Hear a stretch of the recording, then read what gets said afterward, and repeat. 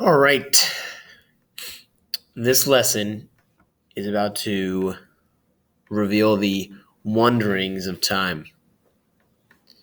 All right, probably a little bit over dramatic, but we're going to look at graphs of cosine and sine for input values greater than 2 pi. So what that means is when we go beyond one complete revolution, just like a clock, when you aimlessly stare at it, hoping the school day will pass you by. So I can interpret the meaning of angle measures larger than 2 pi radians on the unit circle, and then we'll know we've got it when we can find the values for cosine and sine for inputs greater than 2 pi radians. We have a unit circle here marked with the point A at 1, 0. For each angle of rotation listed here, mark the new location of A on the unit circle. So we can construct a point. I'll do the first one at pi over 3. I'm going to place that just here. And then if I wanted to, I can go to more tools. Oops, actually I could just, there you go, label, point B, good. Come down, can lock that in.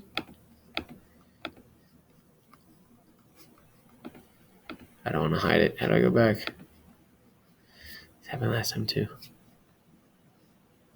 Oh, click out. That's how we do it. Yep, click out.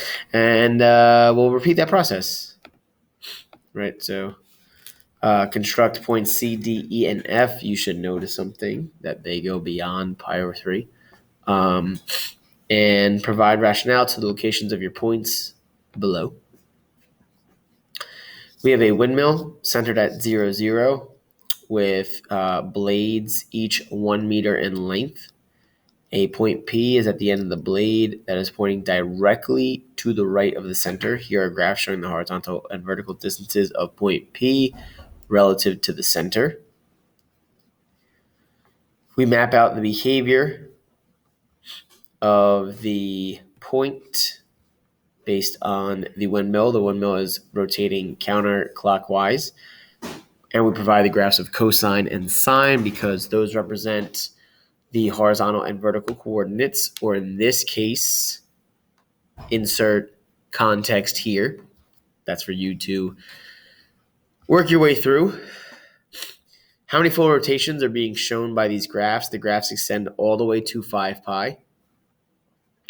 And what do the values of the graphs at theta equals 3 pi mean in this particular context? List some different angles of rotation that bring P to the highest point in its circle of rotation. What do you notice about these angles? And how many angles show point P at a height of square root of 2 over 2 meters? Explain or show your reasoning. And yes, we understand, right? We're not technically at 0, 0 because then the windmill would be rotating into the dirt, etc., etc., etc.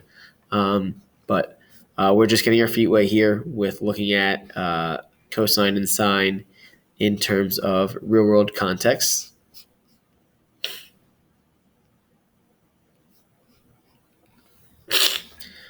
All right, back to our unit circle. Point P at its normal starting location. We are tasked with determining the number of rotations each of these radian measures represents and the appropriate horizontal and vertical coordinates. So I know that 25 pi over 12 is really going to be one full rotation, so 2 pi, and then a remainder of pi over 12. So I know that pi over 12 is going to represent, 30 degrees is pi over 6, that's 15 degrees, and 30 degrees would be 6, 12, so that would be 24. So, sheesh.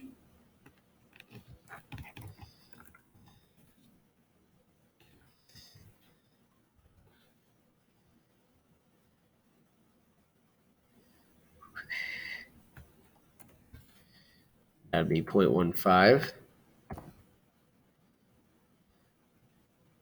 Don't quote me though. Pi over 12 is that weird one. And then we'd obviously have to go back and utilize our table because, like I said, this is one of those coordinates where you would not be expected to know the horizontal and vertical coordinate. And we'll continue that strategy for the remaining piece of the table. I really think 0.15 is actually incorrect, but I'm struggling to do that in my mind right now. But I'm sure you'll be able to rectify my error.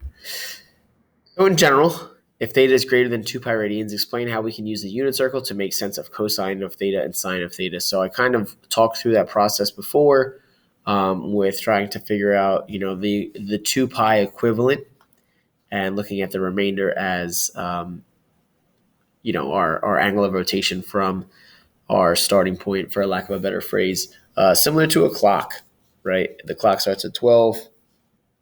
It's been an hour and a half. We're going to be at 6, right? Because we'll have established our position with 12 and then continued on an additional 30 minutes. And that's where we're going to pause. All right, so nothing too difficult yet, but that material is coming for sure.